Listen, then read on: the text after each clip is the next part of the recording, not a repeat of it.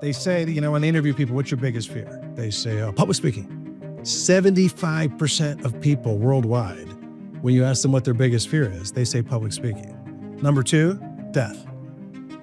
Jerry Seinfeld, I don't know if you guys know who he is. He's before your time, but he famously joked once that, that means that the average person, if they're at a funeral, they'd rather be in the box than giving the eulogy, which is crazy. It's my contention that nobody's afraid of public speaking. There's nothing to be afraid of. You're not going to get electrocuted by the microphone. What? And people tell me, I'm afraid of public speaking. I'm like, no, you're not. They go, no, I am. I go, tell me about that. What are you really afraid of? Well, I don't want to mess up and do a bad job. Okay, now we're getting warm. You're not afraid of messing up though either, because you mess up all the time. You locked your keys in your car today. It's a dumb move. It is. But you're like, what? You mess up all the time. You mess up on emails. You mess up when you're spelling things. So why are you so concerned that you mess up when you're public speaking? What are you really afraid of? So y'all, this is Kingdom Commerce. We got Aaron Perry, who you guys have seen before. He's the founder of Ultralight Running. We got Jeff Joyner here, a wonderful gentleman I met at the Impact Conference in Cedarville. He is an author, speaker, hilarious guy. So we're so happy you spent some time with us today. But Jeff, we were just talking, before this, you have been involved in a lot of speaking events. You have some hot takes. I'm excited to dive into that. But I want to introduce you to our guest, but I want you to do the introduction, because when we were at that dinner at the Impact Conference, you told us some of your background. You told us some of your experience in sales. You were actually before that a professor. Were you a professor? Well, they don't like it when you use that term. I was technically an instructor. Visiting instructor. So you've done a lot, and now you're an entrepreneur. And so I think there's been some really key and insightful moments in your story that at least have inspired me. Your aha moment in sales, how you started your own business. So I just want to sort of give us a brief background yourself, and then Aaron and I will interject, ask some questions. But I'm really excited to get into the mindset, your biblical view on entrepreneurship. We got a lot to cover. Sounds good. Excited to be here. Connecting with you guys. I was impressed with you guys when I met you at that dinner, and coming to the Impact Conference was kind of a coming home for my wife and I, that we are Cedarville grads back before Cedarville University was a university. I mean, it was called Cedarville College back in those days. And so I first arrived in Cedarville in the fall of 1987. And before you whippersnappers. Well, when did your dad come to Cedarville? He got it in 99. 99. Okay. So I'm old enough to be your grandpa, let's just say. Wow. So you're old, Jeff. Yeah, seriously. That was for the guy. As well as you look good. But I wanted to be, when they said declarable, they declare a major. Yeah, we're gonna play some pickleball later. We'll see if I can hang with these young people. This guy's like a professional Ironman runner. I'm sure you guys will let me in pickleball.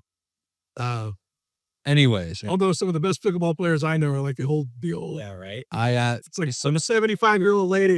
Yeah. We're getting derailed, but I just want to say, when I moved to where I'm at now, we went to the park just to play some pickleball. Me and my roommate's he's 23, I'm 23, and these two old guys. A wife and an old guy. They're probably in upper 60s. I'm like, oh, we're gonna smack these guys. It's gonna be our welcome to our city. We're going to take them out. And they whooped up. And I think we lost like 11-2. And that was a humbling experience. So they probably gave you the 2. Yeah. So we'll do that later. But, my story, and I give you the long version of the story. I'll give you the short version. But started, they said declare a major. And I said, well, I want to make a lot of money. So I want to be a business major. And the first cool thing that happened to me at Cedarville is met a girl. Like in the first week of freshman year, I was up there. You were one of those guys. The hangout place was up at where the gym used to be. It's probably not even the gym anymore, but they had like a student center with a couple pool tables. And so I'm up there shooting pool with a guy that I had met the first day of orientation, became good friends with. His name was Mark Murdoch, and his dad was Murray Murdoch, who was down the street over here, the chair of the history department here for many years, and I think just recently retired. But Mark and I are up there playing pool, and this couple comes to the other pool table, and it's this totally hot chick. I'm going to meet her. So I get talking with her. Her name's Kathy. She's from Vermont. And we walk away that night, and I told my buddy, I said, I told Mark, I said, that's the girl I'm going to marry right there. And he goes, well, she's got a boyfriend. And I go, Chloe, that's it. and that was my first move into professional sales. Oh, man. So I started a process that dirty dog guys have been using for 10,000 years to get girls, which is, I'm just going to be your friend. And when she complains about her boyfriend, I'm going to say, I can't believe he treats you like that. Oh, no way. Why you didn't the girl like you? And it took me 7 weeks until I had a new girlfriend. That's like half a semester. I mean, so by fall break, you were 7 weeks. I brought her home on Thanksgiving to meet my family, and we've been married for 33 years. This is a professional salesman, folks. If you want a lady, I know it's not just about entrepreneurship. You steal customers. That you find somebody else's satisfied customer and you teach them how to be loyal. A loyal customer, raving fan, so to speak. But that's It's a raving fan. That's a topic for another podcast. But yeah, so yeah. but you know, as you guys, I'm sure you already know, and if you don't, you will, that life's got some unexpected turns. You know, I was going to be a business major. Really, I was a pretty good high school soccer player and came here on a partial soccer scholarship. And that was my plan, was to be a soccer star. And what I found out after I got here is that, you know, I played Christian high school soccer, which isn't exactly, it's a step below the real world. It did pretty well and was all state in our little Christian school conference because I was just aggressive, right? There's a loose ball, I'm going after it. If I got to clobber you, send you flying. And that's all it takes to be good at Christian school soccer.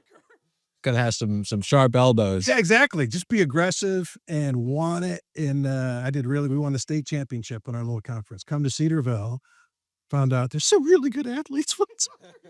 Not just good athletes, but a lot of, I don't know if this still is the case, probably is, but back in those days, a lot of missionary kids from around the world. Yeah, for sure. Kids growing up in Colombia, playing soccer, coming back to Cedarville to go different flavor of soccer. Just running circles around. You know? Absolutely. So I went to the coach after just a couple of weeks in and said, hey, it's clearly a skill gap between me and these other kids. And he goes, yeah. And I said, should I keep, I go, you know, I could do anything I feel like when I'm here. I'm just starting my college career. What would you do if you were in my shoes? And he goes, honestly, I'd find something else to do with your time. Well, I said, thank you very much. Coach McGilvery. I don't know if he's still around. Oh, yeah. Yeah. And we shook hands and said, people are like, did you get cut from the soccer team? I'm like, not technically. I just quit. I was not fired. Quit expecting me up there. And didn't really know, and went through a little bit of an identity crisis, right? If I'm not an athlete, then what am I? If I'm not a soccer player. And I met a girl one day that said she was on the speech team. And I said, what is that? I never even heard of that. Well, we go around and do speeches. I'm like, does it require athletics? So I tried out for the speech team, made that team. Dr. Roby was the coach back in those days. He's been retired for a while, and he actually passed away a couple of years ago. And so changed to a communication major. And so that would put me on the, you know, you talk about little things that change your path. Had I been a good soccer player, I wouldn't have the career I had today. You know, and so you look back on it, thankful for what was a heart-crushing defeat at the time. Those are some of those moments where you're like, in the moment, you're like, God, why did you let this happen? Every moment in my whole life, that was one of those moments. Looking back on it, it's like, there you go. There's a quote. It's the ironic tragedy that life has to be lived forward, but only makes sense in reverse. Yeah. I couldn't agree more. And so, became a communication major. I was in some plays in the theater department. I was soccer guy to play guy. Yeah, did some of that. Did on the speech team. I did a lot of intramural sports. I have a box in my basement full of intramural sports championship T-shirts. I don't know if they still give them. Yes, they do. Yeah, basketball, soccer. Oh, basketball champion. Oh, and it was a really big thing back in the day. And but was not a great student. Didn't go to class. I only went to the classes that interested me, with snows and economic strategy. And so you weren't, you knew, I mean, maybe you didn't know you were going to be an entrepreneur, but you knew that at that point. I had no idea. I just was, you know, and I wouldn't even say it was. You weren't a student. Well, I was, you know, frankly, I did a podcast with Kerry. Yeah. Oberbrewer. He's been on a few times. And I told him my story. These are the funny parts of it. The sad part of my story is I was one of the kids that came to Cedarville that wasn't living for the Lord when I was here. And you probably know kids like that. Yeah. I came, my parents told me, if you want us to help pay for school, you need to go to a Christian college. So I applied to the University of Michigan. I grew up in Detroit, and I'm like, I can't. So I came to Cedarville because I'd come to basketball camp here. It didn't seem that bad. It was small enough that I felt like I could do a lot of different things. Right. And so I was not living for the Lord at all. Cheated my way through some of my classes, which is a pretty embarrassing thing to admit to people 30 years later. But I've been real transparent even with my kids about this stuff. That made a lot of mistakes. One of the if there's a funny cheating experience, one of the last classes I had to take when I was a senior was I had to take a science elective, and I took geology, and my fiance Kathy took it too. And I'm like, how hard could it be? It's rocks and minerals. And get to the final exam, and they had 100 rocks that you had to identify. And I'm like, okay, this one is obsidian. That's it. There's that one you have to lick, so. Sparkly one is, well, that's it. Yeah, I don't know if I knew that. So you were the guy licking every single Salt. So I went around the room. Licking rocks. The teacher's like, whoever's licking the rocks, if you could please stop that. And so I barely, but that was, I sat in the back row of chapel. I was one of the kids that came in there not really living for the Lord, and then was living for the Lord less and less every day the more it was pushed on me. The fact that we had church Saturday, Sunday morning, Sunday night, Wednesday night, chapel every day, 8 services a week is a lot for someone who's not interested in any. And I turned on my faith and become an atheist. I just was less and less interested in godly things. And graduated. My wife was in the same boat. Graduated and didn't plan on really ever going to church again. Wow. And it's kind of a scary part of the path looking back on it, right? That, but I graduated from college with a 2.75 GPA, which is not very impressive. It's like a C-. But is it good enough to be when I hear an instructor? Well, here's the thing. Because I did speech competition, I won some championships doing that. And at my senior year at the Ohio State Speech Championships, I won first place in 5 different speaking events. And one of the judges comes up to me and he goes, "Wow, you're an outstanding communicator." I'm like, "Well, thank you, sir." And he said, "Do you know who I am?" I said, "No." He said, "I'm the chair of the Department of Communication at Miami University." He said, "Have you ever thought about graduate school?" And I said, "Not even for a minute." And he said, "I'd like to offer you a full ride scholarship. Come to Miami." Cedarville had won the state championship in speech a couple years in a row. And we were beating Ohio State and Ohio University and Bowling Green and Miami. And he's like, "I want you to come to Cedarville, help coach our speech, or come to Miami. You get a full ride scholarship, free classes. You can get a master's degree. We'll pay you if you teach a class." And I said, "Have you seen my grades?" And he said, "I don't even care about your grades." I said, "I accept your offer." I came home and told my fiance, "Going to graduate school." She goes, "Oh, no, you're not, honey." Yeah. So we actually got married the same day we graduated. We graduated at 10 in the morning, got married at 7 o'clock that night, right down here at Grace Baptist Church. There you go. Today. And off we moved to Oxford, Ohio. What I've learned about school is the further you go, the easier it gets. Because in graduate school, all the classes are in your major, right? You don't have to take, Geology. They were all in communication. It fascinated me. So I not only got the first 4.0 of my life and graduated first in my class, but I finished a 2-year program in about 8 months. And then they offered me a faculty position. So I was 22 years old on the faculty of a major university. I went from being a D student to a college instructor in less than a year.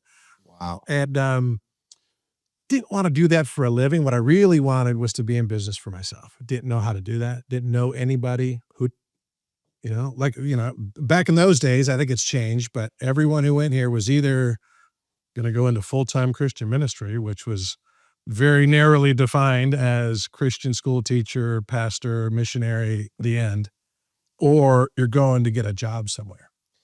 And this was the job factory. And it's where you went, was to get a job.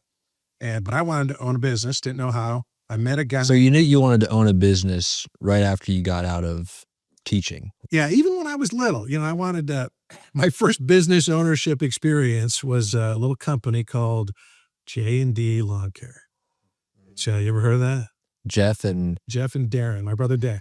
So my brother Darren and I, when I was 13 and he was 14, wanted to start our own lawn care business. there you go. My dad said we could use his lawnmower, low overhead. In the Midwest, that is a solid business. It's money. Yeah. And When you're a high school kid. when people need their lawn mowed, when we're not in school, it's perfect. Absolutely. Geographically with calendar.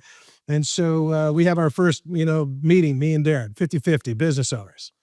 And if you ask him, he called it D&J Lawn Care. I called it J&D. But all right, what's our strategy? I said, well, let's make up some flyers and we'll go around the neighborhood. We'll get we'll talk, knock on doors. We'll get some customers. He goes, I ain't talking to strangers. I go, we got to talk to strangers. How are we? Is he older or younger? He was a year older. Okay.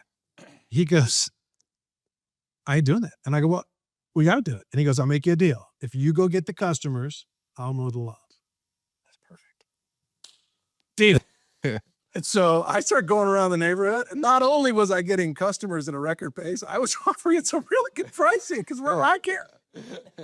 People be like, hey, could you haul all this out of our backyard for $2? Okay, that's $1.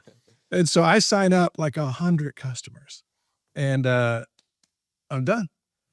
So my dad comes home from work one day. He worked for General Motors. And hey, where's Jeff? I'm gonna go visit him. And they're down mowing the lawn. So he pulls up, and I'm sitting in a lawn chair reading a book. And my dad goes, so how does this work? Do you take turns? I go, no, I don't mow lawns. I'm white collar, Dad. Darren's blue collar. He mows the lawns. I'm in sales and marketing.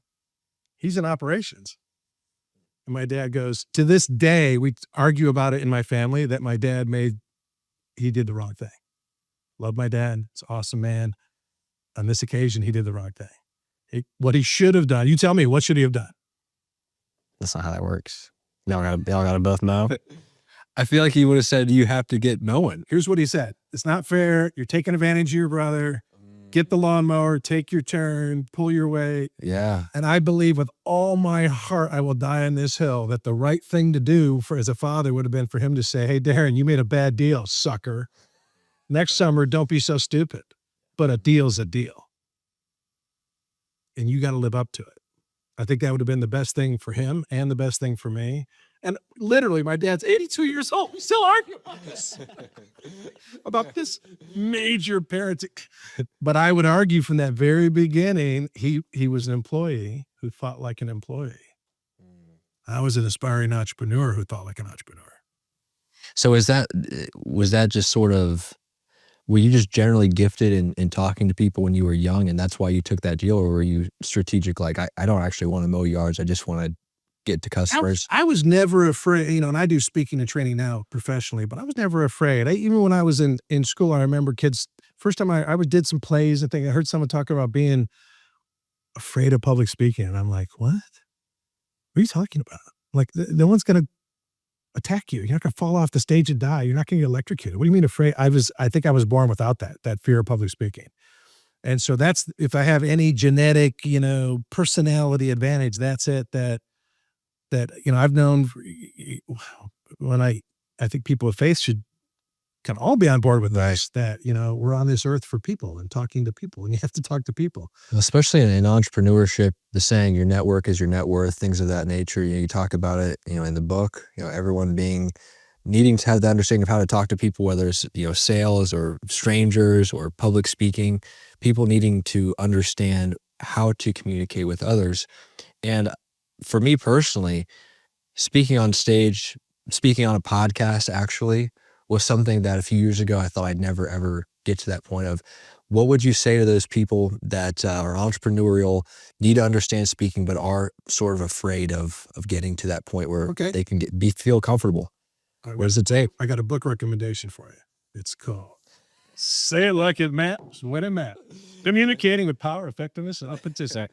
Shameless plug. But I do, that's my shameless plug. But you talk about in that book that it is my contention, right? They say, when they interview people, what's your biggest fear? They say, public speaking. 75% of people worldwide, when you ask them what their biggest fear is, they say public speaking. Number 2, death. Jerry Seinfeld, I don't know if you guys know who he is. He's before your time, but he famously joked once that, that means that the average person, if they're at a funeral, they'd rather be in the box than giving the eulogy, which is crazy. it's my contention that nobody's afraid of public speaking. There's nothing to be afraid of. You're not going to get electrocuted by the microphone. What? And people tell me, oh, I'm afraid of public speaking. I'm like, no, you're not. They go, no, I am. I go, tell me about that. What are you really afraid of? Well, I don't want to mess up and do a bad job. Okay, now we're getting warm. You're not afraid of messing up though either, because you mess up all the time. You locked your keys in your car today. It's a dumb move. It is. But you're like, oh no, what? You mess up all the time. You mess up on emails. You mess up when you're spelling things. So why are you so concerned that you mess up when you're public speaking? What are you really afraid of? And eventually people will say, I don't want to look bad. Oh, so you're afraid of what people think. You're not afraid of public speaking. You are too concerned about what people think of you. That's the fear of public speaking unmasked right there. And that fear will destroy your life. More than alcohol could, more than drug abuse could, the fear of other people's opinions. If you want to have a business of your own someday, you better let that go. Because you're going to fail. Because you're going to fail. You're going to look dumb. You're going to step on people's toes. What's that quote, Aaron? Every single day every single day that you don't succeed, everyone who says that you shouldn't have done it is right until that one day you succeed. What's that quote? Amazing. What is it, Will? Every single day that you're failing, you are wrong and the other people who hated on you are right until that one day where you become right and they become wrong. Yeah. And I personally don't even ascribe to that mindset. I think failure is crucial. Failure is how you learn. Failure is how you grow. You cannot grow and learn without failure. Failure is not the opposite of success. Failure is the precursor to success. I was just on with Always. Will's dad today, and we were talking about that exact point, how failure is actually, it's learning. And you have to learn how to, you have to fail or put yourself in that position where you might fail in order to actually learn and pivot. And specifically, we were talking about how to find your niche, which you found your niche as well. But when you have to explore, you have to dive into the deep end, figure it out. And sometimes you're going to mess up. Sometimes people, they might even think you're not all that you're crocked up to be. But that's at the end of the day, it doesn't really matter. And I think from a Christian perspective, there's a unique way to look at this because we know our identity is in Christ and not exactly right. If someone's all wrapped up in what are people going to think of me, you know what I know they're not living out is an identity based on what does Christ think of you.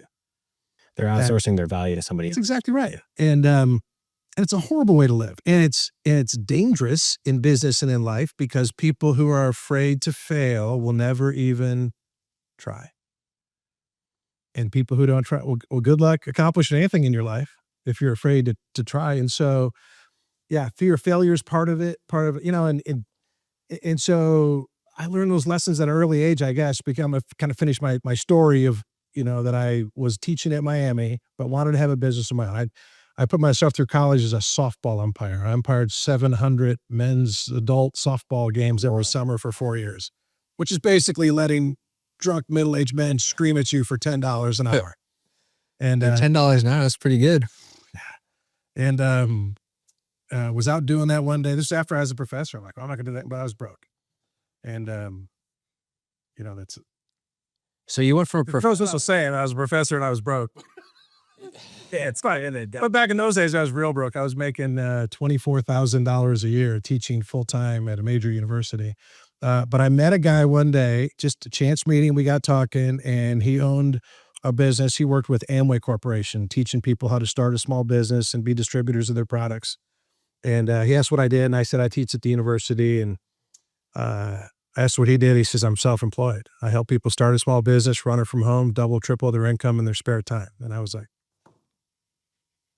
you have a joke to make.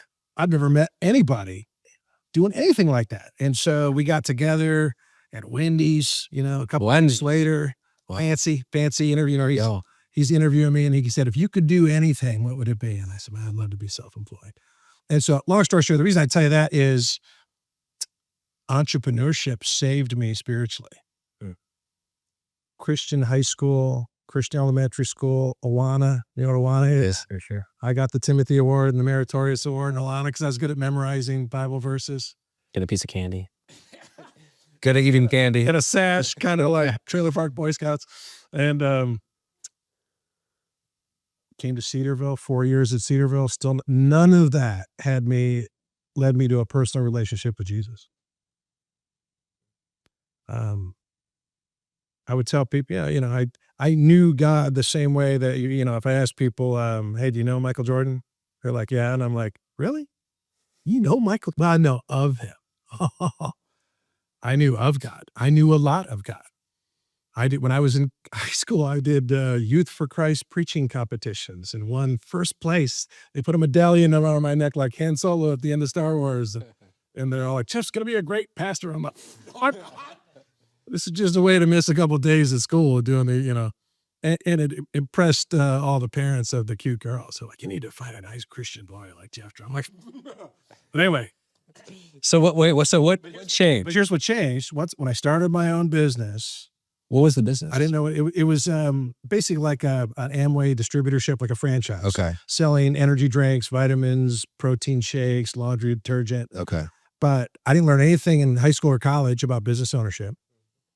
I knew about communication, but really not much about people. Didn't know anything about leadership. And so this is before podcasts. This is before the internet. I needed a mentor. And so I started seeking out some mentors and just so happened to find some Christian men that were not playing the game. They weren't pretending. They weren't trying to impress anybody. It was what I felt was the first people I had ever really met that were making decisions based on, does this honor God or not?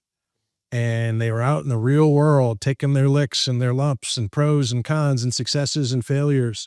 And these guys served me and they loved me.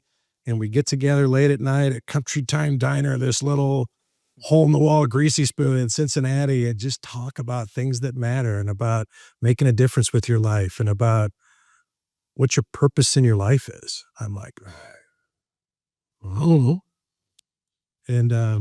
And so that's when I really started, recommitted my life to Christ, and my wife did too. And so I'm a big advocate of entrepreneurism. I think it can change lives in a way that jobs just can't. After 5 years of teaching, made a move to work in corporate America. I worked for the Campbell Soup Company for 10 years. So at the time, Fortune 100 company. Learned some things about corporate America.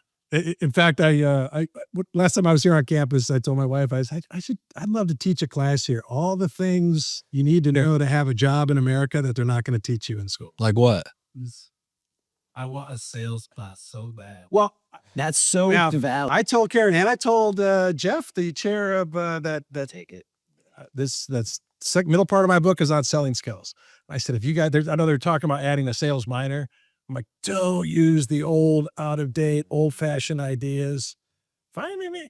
I was reading the Zig Ziglar selling book one time, and it said, here's a good technique. Drop the pen, and when the customer picks it up, say, since you're holding the pen, here's the contract. And I'm like, somebody killed me.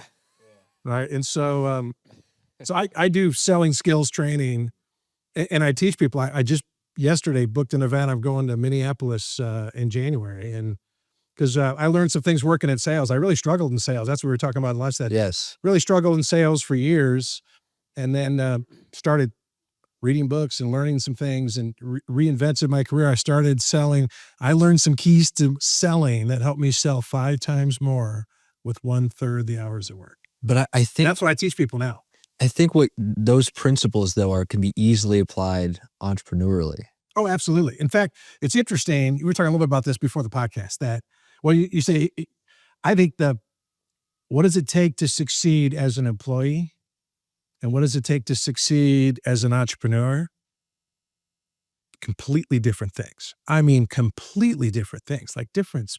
It's not even apples and oranges. It's apples and zebras. It's that if we had a class on how to succeed at a job, I could teach that in 10 minutes. We don't need a class. We could do, here's, if you get a job, and I'm not picking on people that have jobs, right? There's all kinds of amazing engineers and accountants and teachers, right? There's not a lot of self-employed teachers. That's hard to do, or dental hygienists or whatever. But if you have a job and you want to do well in that, here's all you need to know. Number 1, work hard, be accountable. That's important. Number 2, be a team player, be a good teammate. Number 3, figure out what your boss wants and make your boss look good. Boom. That's key. That last one. The end. That's how you get promoted. That's how you don't get fired. You add value to your boss. You want to be good as an entrepreneur? Much more difficult, I would argue. A much more diverse skill set. You want to be, depending on what kind of, what part of the marketplace you're in, you're going to be an entrepreneur. You got to be good with business. You got to know a little bit about accounting. You got to know a little bit about finance. You got to know a lot about sales and marketing. You got to know about people. You got to know about psychology. You probably got to know a little bit about real estate. You got to know about strategy. You got to know how to analyze your competitors and differentiation. You have to be good at recruiting people, interviewing, building teams, mentoring. It's an incredibly diverse and difficult skill set that you got to develop. But I would argue infinitely more rewarding, because what you get over here at a job, generally, I don't want to offend anyone who's listening to this who's like, well, it's not true, Micah. Generally speaking, I know this is true for me. I can speak for myself. When I had jobs, I always felt like a square peg in a round hole. So when I went to interview at the Campbell Soup Company, they had 28,000 people who worked there. And I was interviewing for one of those jobs. Mm-hmm. It was a round hole and I was a square peg. And so what did I do? I go in the interview and I try to make myself look round. Stuck my way into that job and then spend every day uncomfortable because that job is almost never a match for this person's God-given skills, abilities, interests, and passions. So that's why half of America says that they're unsatisfied at work. That's why Christian business people sit at work and say they lay in bed at night, look at the ceiling fan. They're like, there's got to be more to life than this. Because they've got railroaded by the education system into getting a job with a big company. They get up and they go to work and they come home and they watch TV and they go to bed and they get up and they go to work and they come home and they watch TV and they get up and they go home and they go to church. Then they go to bed and watch TV and they're like hamsters on a wheel, running. You ever see a hamster on the wheel when they're running? Sometimes they grab the wheel and whee, they got to figure out. Yeah. That's your 2 weeks vacation. Whee! Back to work, run. And I was doing that and like, I want, and so I own 2 companies. I still own an Amway business, but I started a speaking and training company on the side. And I tell people all the time, that's how I recommend most people. I believe that most people should have a business of their own. They really should. I think it's so easy to do in the modern world with the technology that's available. It's never been easier to have a business. I'll tell you something that's changed in my lifetime. It used to be frowned upon to be a corporate executive and have a part-time side hustle. When I was teaching, it wasn't even allowed. I had to secretly do it behind everyone's back. You had to get permission from the provost. Wow. Because if you have spare time, you should be investing in your job. If you worked at a big company and you had something on the side, like, oh, you're not, you should be focusing that energy on the company. Well, now today everyone's got real estate investments or whatever, or some kind of side hustle. But that's what I did when I was at Campbell, spent 10 years there and I started doing some speaking on the side, started building up some clientele, started putting myself in a position that I could be totally self-employed, that I could be in control. I decide who I work with, where I work.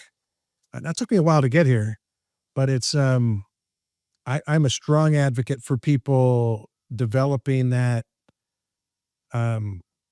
strategy. The analogy that pops in my mind, I met an old, I got some guns and I like to shoot guns and sporting clays. And I met a crusty old veteran. What kind of guns you got? And I said, I got a Kimber, 45 pistol. I got a Smith & Wesson. I got a Mossberg shotgun. I got a Beretta shotgun. He goes, what kind of rifle you got? I actually don't have a rifle.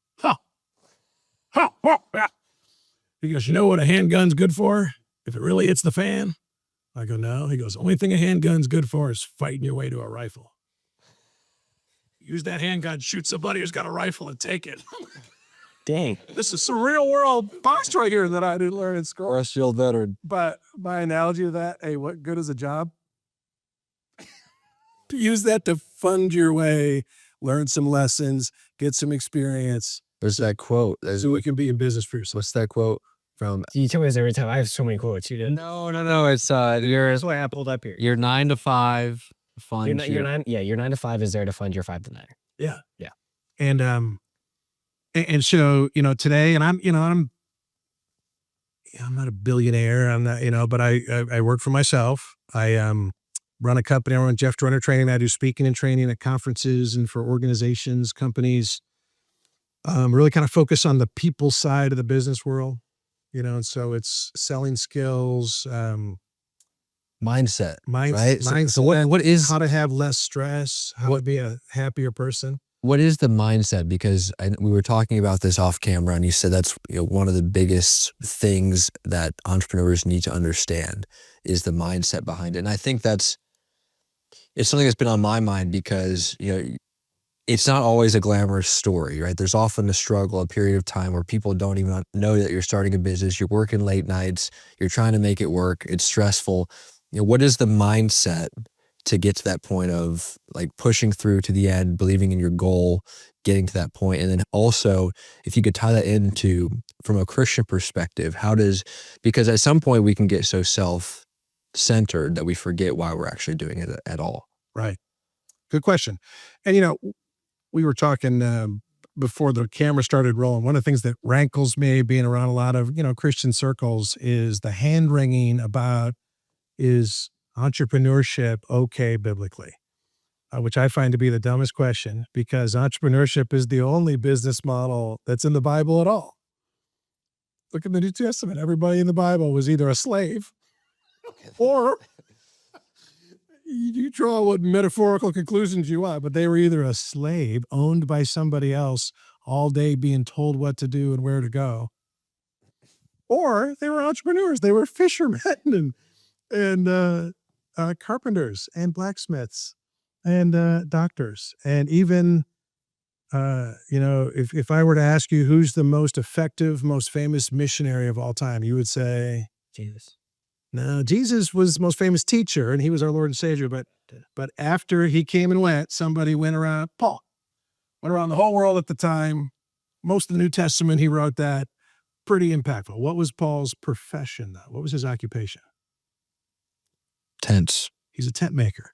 He owned his own business, making tents. And he would make tents, sell them for profit, use that. All right, got enough money? We're going to Ephesus. We're going to Thessalonica. We're going to Corinth. And he wasn't asking people to give them donation. We were talking about this off camera that I've had hundreds and hundreds of aspiring missionaries ask me if I will support them. I'm going on a missionary trip to Bangladesh. Will you support me? Yeah, I would love to support you. Let's get together. I'll teach you how to run and own a business of your own, create profit, fund yourself to go to Bangladesh. And whoa. That's not what I want. I've offered that to hundreds of people. I've got 0 people take me up on it.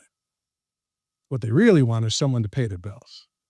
And ideally on a monthly commitment, where I don't see anything biblical about that whatsoever, that you would commit every month to send certain money to somebody to pay their cable bill when they move to wherever. And so I'm a fierce advocate. I think entrepreneurism is, I think it's super aligned, and I feel like I'm circling around your question here, but your question is about the mindset. What's the mindset of success as a business owner? And I do a lot of sales training. I think sales is business ownership light. It's the closest thing you can have to business ownership without the risk and reward of business ownership. But there's some crossover in terms of the skill set. So I want to dive into that because you went from being a successful salesperson and then you started your own business. What made you decide to leave that point of, you could basically count on having, from the math of what you've earned over the past years, you could pretty much predict your income you could extrapolate it out. You had the skills down. Why did you leave that place of comfort to start your own business? Great question. And I wish my answer was something more impressive than what it's going to be. I wish it was going to be, God spoke to me. I felt God's call. That's not what happened. I was pushed out of the nest. I worked for Campbell's for 10 years, was the top salesperson there, award-winning, made good money. Another small business came and wanted to recruit me away. And I'm like, why would I want to go work for you? And the guy said, what if I doubled your salary? I said, what day do I start? So I had young kids at home, stay-home wife, stay-home mom. So when I spent 5 years working there, liked my boss, made really good money, worked from home. I was doing speaking and training for their clients and customers. I loved what I was doing. The days that I wasn't speaking, he's like, do whatever you want. And I really only worked a few days a month. Wow. Good 6-figure income. And then he sold the company. So you can see the roots of some of these things that I'm passionate about. What do you not have? What do you have as a business owner that you don't have as an employee? What's the main thing? Control. I worked for the owner. I wasn't the owner. So when he sold the company to another company and the new company said, why are we paying this guy so much money? I was out. And I saw it coming. They said, the new boss said, we're going to have a conference call on Friday morning at 9. And I'm like, uh-oh. And so I went to call into the conference call with my company's cell phone. Doo-doo, your phone's been disconnected, I call. There you go. That's not a good sign. Sure enough, appreciate your years of service. We're going in another direction. You're out. So you were able to, I mean, it makes sense, the transition from that point, because you had the skills already. But it's a good God story, though, too, because A, I had the skills.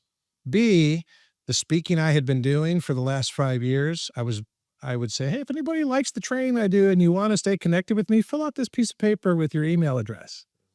And so when that happened, I had 8,000 emails of people that I knew liked what I did. So I had a starting point. So I'll take some credit for that. But so my wife, I got fired, had it on speakerphone. My wife and I listened to it. My wife graduated from here with an accounting degree and she's got a smart business mind. And I said, we talked about doing this for years. I'm just going to go on my own and be in business for myself. And we prayed right there and said, God, we are just going to trust you that you were going to send people to me that want to hire me to do speaking for them. Blind faith. It's the biggest leap of faith I've had in my life. And, okay, we're going to trust the Lord. 10 minutes later, my cell phone rings.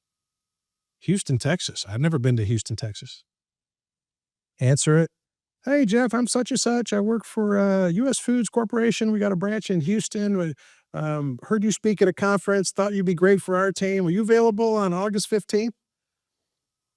I sure am. He goes, what would you charge to do that? I go, $5,000? He goes, that sounds great. I hang up the phone. And God has to hit me with this stuff real obvious, so I don't take the credit for it.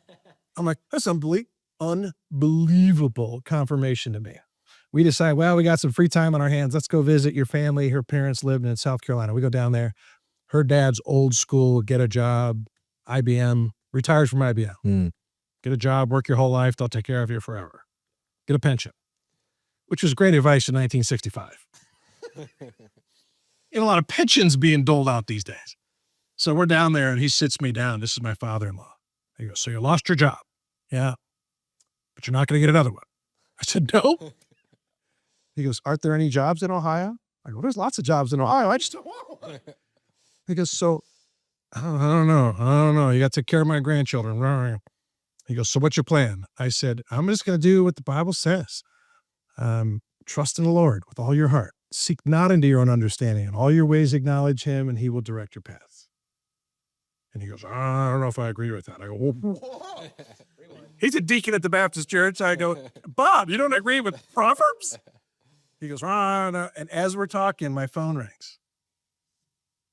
Houston, Texas. I go, this is probably my one client. Let me put you on speakerphone. Hello, Jeff Joyner. Hi, Jeff. This is Margaret, blah, blah, blah. I'm with this organization in Houston. We heard you speak at a conference. Totally different company. Are you available on August 14th? The day before the other one that I booked in Houston, Texas. I go, I sure am. In fact, I'm going to be in Houston. Oh, great. And I book it. And so that's been my faith journey. That was 20 years ago. That it's just one event's led to another. Haven't spent a penny in advertising, which probably wouldn't work in every industry. But in my industry, word of mouth marketing. And it's been fun. It's been exciting. It's been, and I believe, and again, I try not to sound like my path is superior to all others. It's my path. It's for me. What it's allowed me to do is my phone rang yesterday. This guy in Minnesota wants to book me. Okay. You know what I know? There's going to be something that's going to happen on the way to Minnesota on the airplane or at the hotel. There's going to be somebody there that needs me to be involved in their life, and I'm going to meet them and I'm going to talk to them. I don't know if you read chapter 25 in my book on talking to strangers. I feel like every person, especially believers, should be talking to strangers. If you're at the gym with your headphones on, what in the world are you doing? Talk to people, meet them, get out of your house, quit watching Netflix and go meet some people and talk to them. There's a hurting world out there that needs you. But so entrepreneurship has allowed me to do that in a way that a job just can't. That I'm moving in a direction, and I have found that God can steer me. One of the quotes that I heard many years ago that I really liked, and I don't even know if this is theologically true, but not even God can steer a parked car. People are parked. Guide me, O Lord. God's got the steering wheel. You need to get rolling. And the speed at which you're rolling allows the guidance to happen much more easily. So it goes back to the trusting. Like trusting sort of implies that you're acting. Yeah. It's not. And if you're not acting, there is no trust. And if you're afraid of what people think, then you definitely don't have any trust. And this all circles back. I want to make sure I answer your question about the mindset. To me, the primary mindset, and there's things like hard work and dedication and, and there's skills you have to learn. I'm a big proponent of communication skills, obviously. I just spoke at a conference of business owners it's ironic. I told you about J&D Lawn Care. It was up in Michigan. It was the Launchpreneur Academy. It was 500 lawn care business owners. And these are hard working, focused, up before the sun comes up. Carhartt wearing, ball cap wearing, salt of the earth, good, a lot of believers, to be honest with you. And the husband's out mowing lawns and the wives are doing the books at home and they got a dream and they're trying to make it work. And what fascinates me about them is most of them, they hated having a job. And so they went out on their own. They bought themselves a job. That's exactly right. They're working in the business more than on the business. There's some, things that they can learn about that, but most of them aren't people. They put their headphones on, listen to a podcast, spend all day making tall grass short. But you know what they learn real quick? You're not going to make any money doing that. If you want to make any money, you're going to have to talk to customers. You're going to have to build a team. You're going to have to mentor people. And so that's where I came in and watching these guys taking notes. And the question I asked for them, and I asked this in pretty much every field, I said, if your lawnmower blades got twice as sharp, do you think you'd double your sales and your profits? No. What if your trucks were twice as clean? I ask engineers, what if you got twice as good at using Excel? Would you double your income? Of course not. What if you got twice as good with people? Connecting with people. Figuring out what they really want, helping them get that. There's no limit to what you can make, especially if you're self-employed. I mean, if you're sitting in a cubicle, that's not going to get you anything but a Christmas card and someone bringing you a donut. But when you're business for yourself, you unleash the power of, and that gets the answer to your question about the mindset is adding value.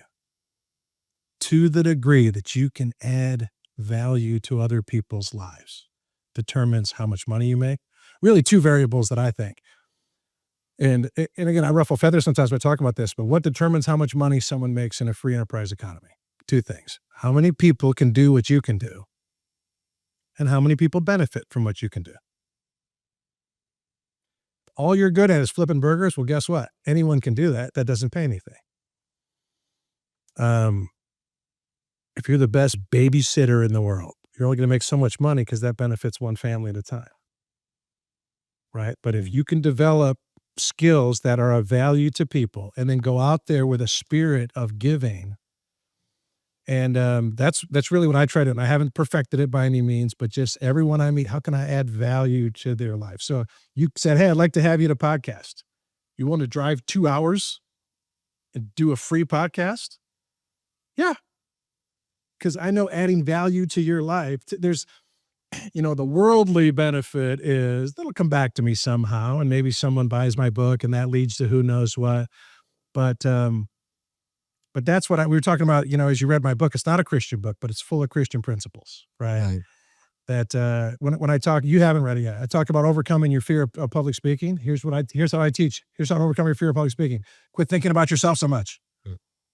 Think about the audience. I'm trying to help them. You're trying to give to them. Yeah. That's you excited to give to them. I know some things that can help these people have a better life. I'm not here for me. I'm here for you. But that's the same for entrepreneurship because the entrepreneurs are providing value. So you go in with the mindset, provide value. It is part of people in the book that I quote that I don't know if anyone's ever used this scripture that way, but when you're giving to someone, when you're trying to help them, when you're delivering value, what are you really doing? You're showing love. How do you overcome fear? Jesus was very clear. How do you cast out fear? Love. Perfect love casts out fear. So you want to have less fear? Go show some love to people. Go give yourself away. And I found doing that as an entrepreneur is a lot easier than when I was an employee, just trying to not get fired. I think We're running out of time here. So I think that is. The question I had is, He's got the mic. not thinking about yourself. Think about the audience. What do you think about the statement of the audience wants you to succeed? Because they're sitting there, they're giving their time, and they want you to succeed. Do you think that? Oh, I agree 100%. I taught public speaking for years. And I used to tell these kids, like, hey, everyone in this room is rooting for you not to do a bad job. Nobody wants to see you crash and burn. I shouldn't say nobody. If you're at a company, your coworkers might be. But the audience wants you to succeed. They want you to, but here's most people, what they're used to hearing is a speaker come talking about themselves. I tell a story in my book. I got a friend who's he's a business owner, but he's not a good communicator. And he and I were both speaking at a conference, and they said, okay, coming up next, and they said his name. Everybody got up to go to the bathroom. People started leaving by the hundreds. And then the guy, the MC was like, oh, wait, you got the order wrong. Next is Jeff Joyner. Everybody turned around and came back. It was awkward. And he had the humility to ask me later, why is that? He goes, my business is bigger than yours. He makes more money than I make. He's smarter than I am. Probably works harder than I do. Why are they all coming back for you? I said, you really want to know? I said, answer this question. After someone hears you speak, if they were to fill in the blank, boy, that guy, he sure is blank. And he goes, intelligent. I hope they know I'm intelligent. I go, well, mission accomplished, dude. Everybody knows you're intelligent. But here's how I would answer that question. After I speak, I hope people know how awesome they are and capable of great things, not how awesome I am. And it stands out that that I'm coming to try to equip them to succeed. I talk in my book about people struggle with how do you organize a talk. And to me, it's as simple as can be. You start with, what do you want people to do after you're done speaking? Sell more products, vote for this candidate, go whatever. There's something we want the audience to do. Believe in themselves more, get their lives right with the Lord, whatever. Commit to serving on a committee, whatever it is. Then you back up, right? Stephen Covey, you begin with the end in mind. What do you want them to do? Then you back up to what do they need to feel that's going to make them want to do that thing? It's all about feelings. I was asked to go do some communication mentoring for a big company in Idaho, probably the biggest company in Idaho. And there was a guy that came up through finance, and now he's a bigwig in this company. He makes over $1 million a year, but he's not a good communicator. He's not a good leader. So the CEO hired me to come in and train him how to communicate. Oh, super. And his excuse was, and I've heard it a million times, well, you can lead a horse to water, but you can't make him drink. I said, well, you don't know much about communication or leadership because your job isn't to make him drink. Your job is to make him thirsty. So what do you want them to do? What do they need to feel that's going to make them want to do that thing? And then what do I need to say that's going to make them feel that? And which very often is a story. Let me tell you about a story. And I think that's how you connect with people. And we're kind of talking about a lot of different topics here, communication and public speaking. And well, it's all important for entrepreneurs. right.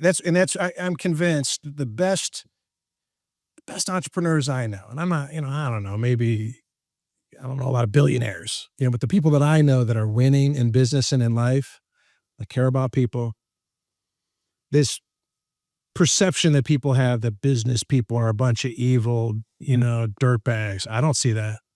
Those people burn out real quick. They don't last in business.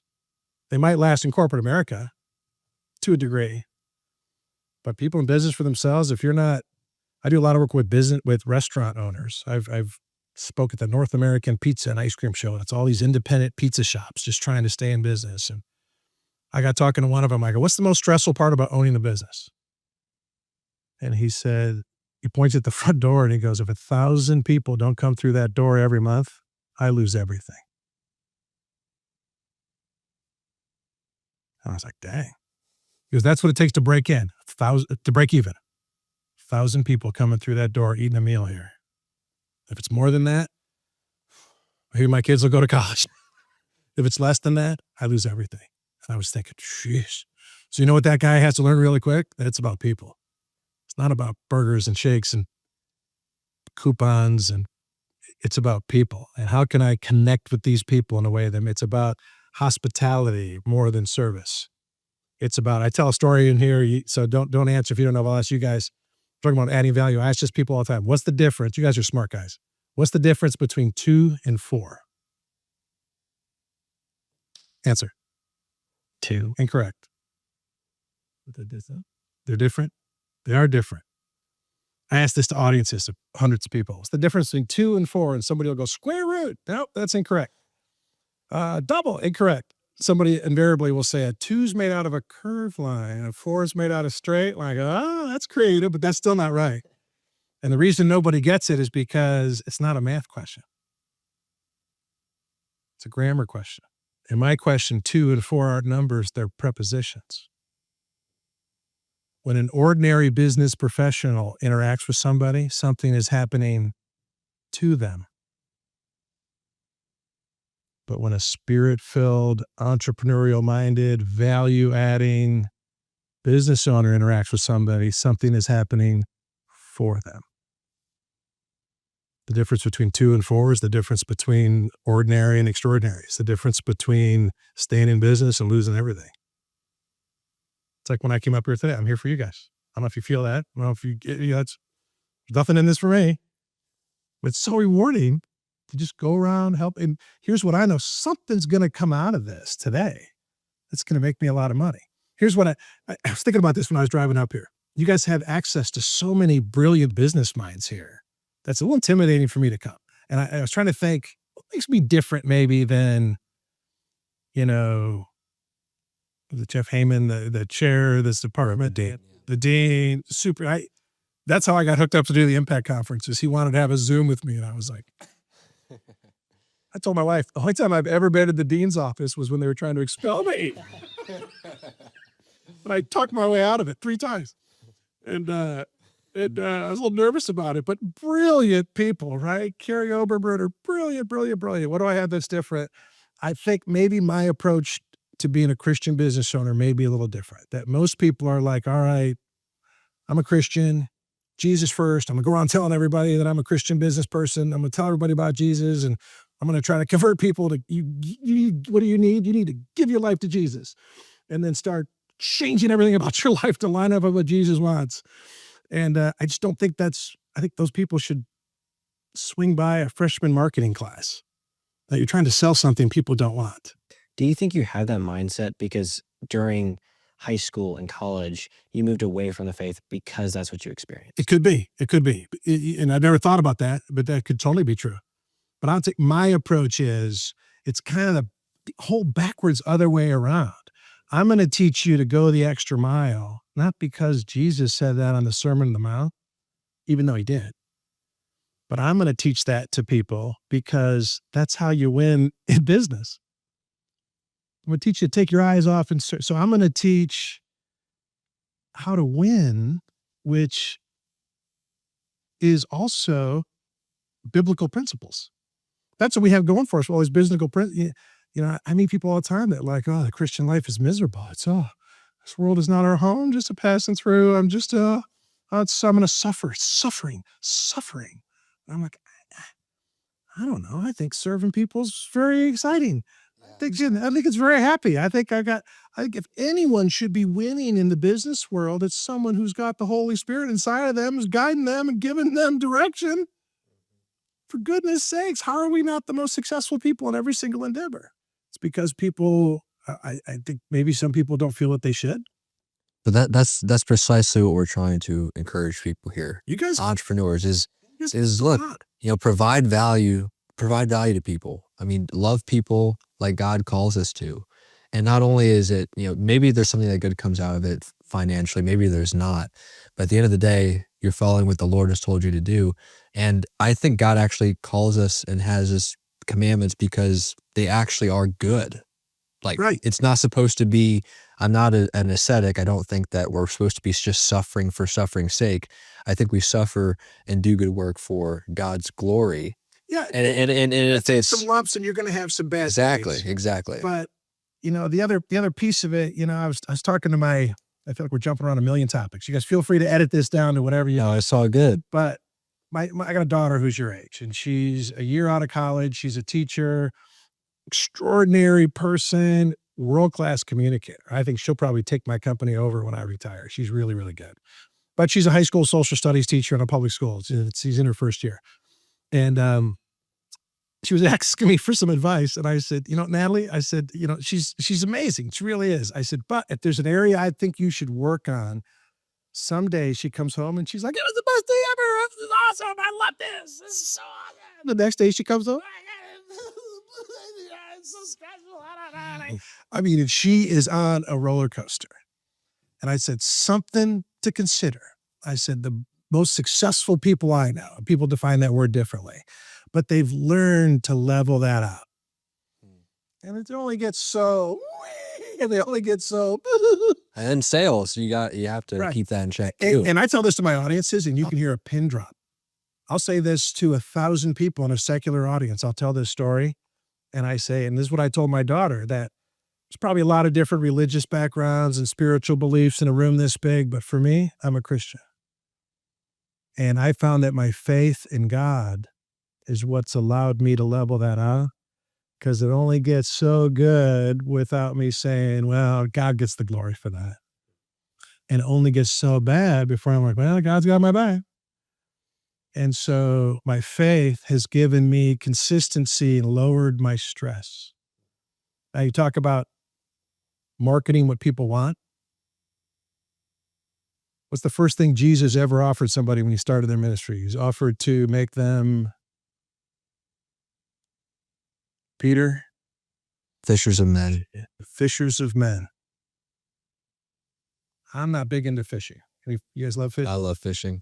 I think we're going to disagree on at least one thing. I think fishing is the most stupid thing. I think if you go fishing, even if everything goes perfect, what you've accomplished is you've tricked a fish. I think it should be called fish tricking. Well, that's what catching, not catching. Right. We went fish tricking. We tricked free fish. Suckers. But the little bit I do know about fishing, and you tell me if I'm right, if you just take a hook, throw it in the water, what's missing? The bait. The bait. So that's how I prefer to share my faith with people, is with a little bit of bait. Let me tell you how my faith, my relationship with Jesus Christ has helped me have less stress. And the people in the audience who have a lot of stress are like, what?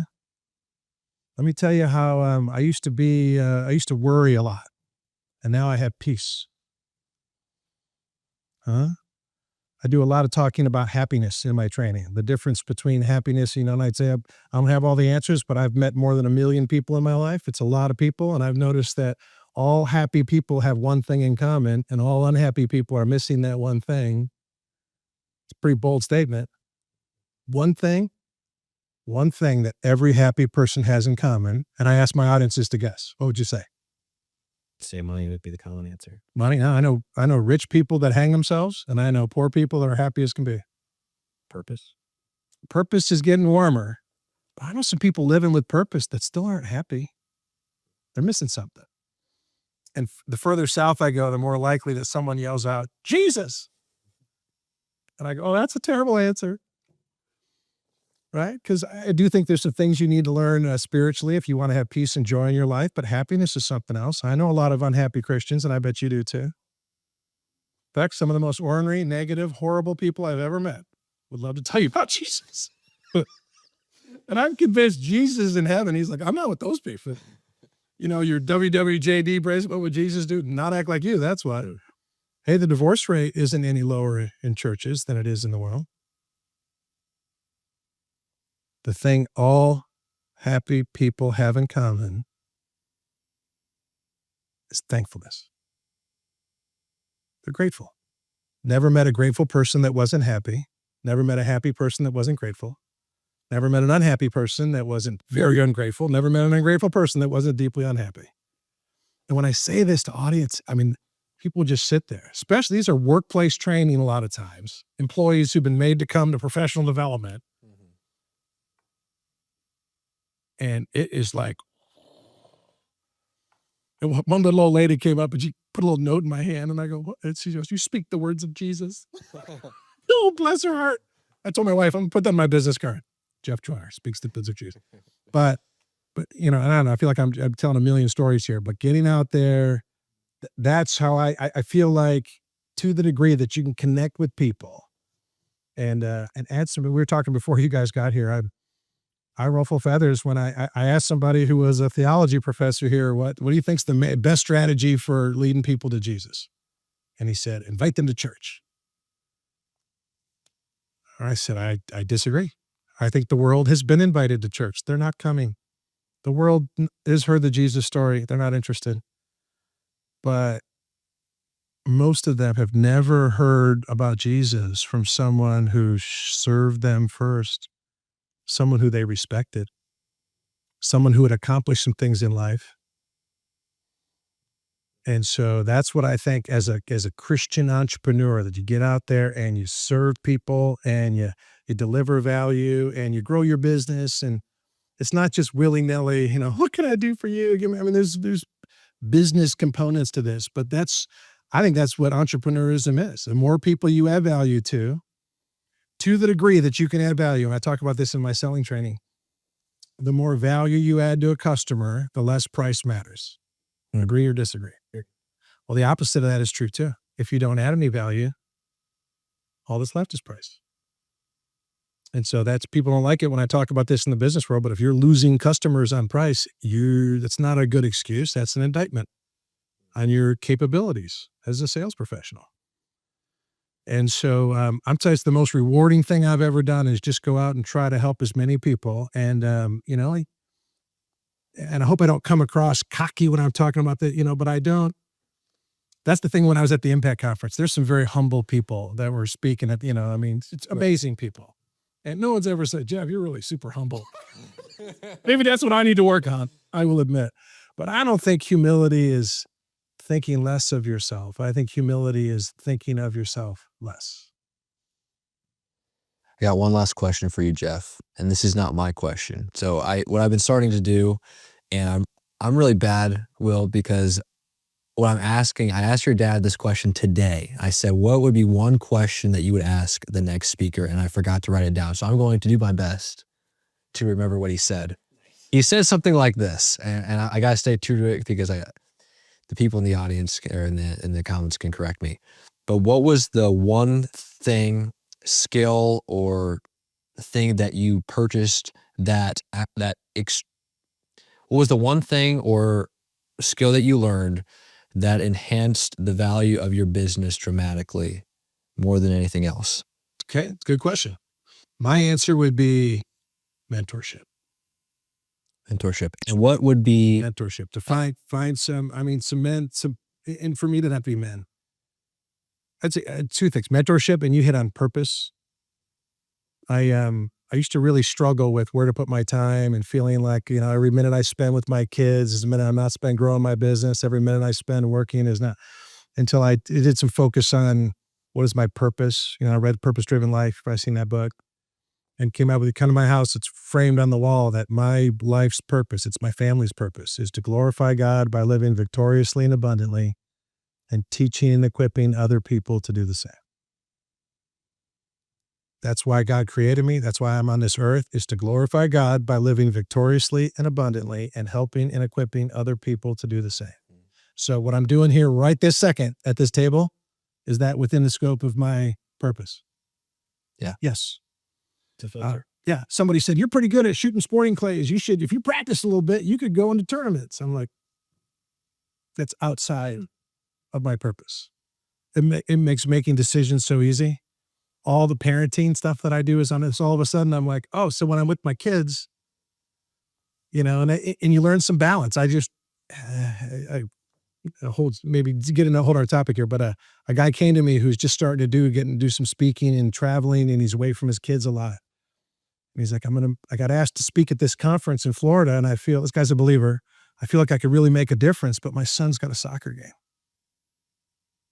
I don't want to miss my kid's soccer game because family's the most important. And I'm like, you need to figure out your purpose, man.